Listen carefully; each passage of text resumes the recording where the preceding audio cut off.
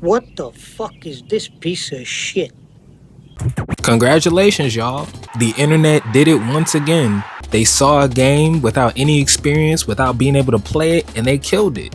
March 12th, Highguard is getting shut down. Like, what do we gain from this shit? Like, word, yo, like, bro, what the fuck? Yo! You didn't get no money, you don't get no bitches, you don't get nothing. You just lose out on an IP that could have done great things.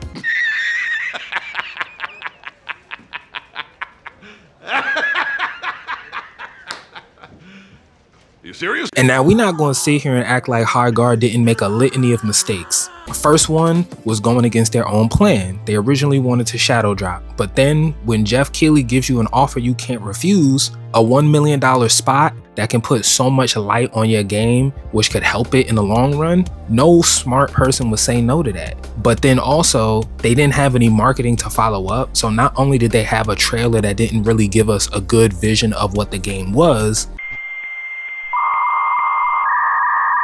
then on top of that, without any marketing for a whole month, they went back to their shadow drop plan, but you can't shadow drop something that has already stepped into the light. Nigga, did you know that I can see you? That defeats the purpose of a shadow drop. Then on top of that, you had the entire studio go radio silent for an entire month to maybe even 2 months. And you let the internet co-opt the narrative for your game and you didn't fight back against it. And then speaking of the community, there was no server slam, there was no alpha, there was no beta to where you can test the optimization, you could test the optimization of the servers to see how many people you can handle and to see what game modes you should or shouldn't implement based off of how they're feeling about the 3v3 that was originally the only thing you offered at launch. But the community once again latched onto a game and they hated it for no reason. And I think that was probably one of the bigger aspects of it. I would say 60-40, but that's a big fucking 40 and nothing is gained from that. We're in this age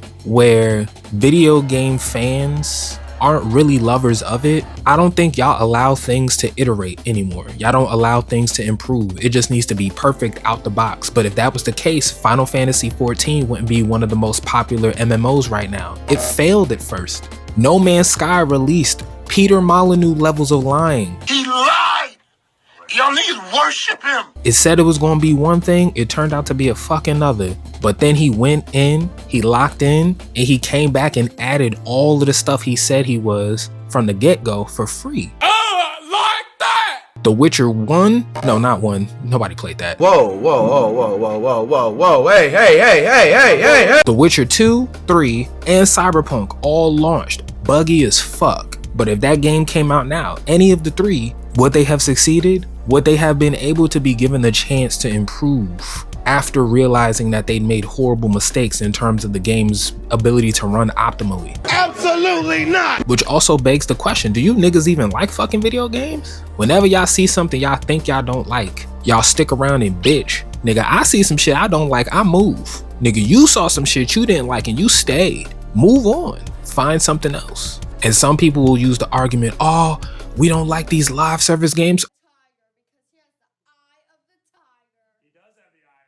Are you sure about that? Because Marvel Rivals is thriving, Arc Raiders is thriving, Battlefield 6 is thriving, PUBG is still dominant, Genshin Impact is still doing numbers. You niggas are racing horse girls on your mobile phones. Last time I checked, y'all love live service games. But at what point do we allow games to iterate, to improve? Because if Highguard failed off of its own merits, I'd be cool, but it wasn't even really given the chance.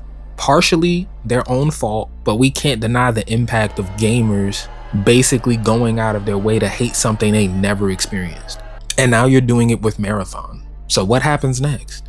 What happens next? Because you didn't get anything from this studio closure. All that happens is people lost jobs. You lost an IP that could have catered to a demographic of people who didn't even know that this was something they could have wanted. What do you gain from this? Aside from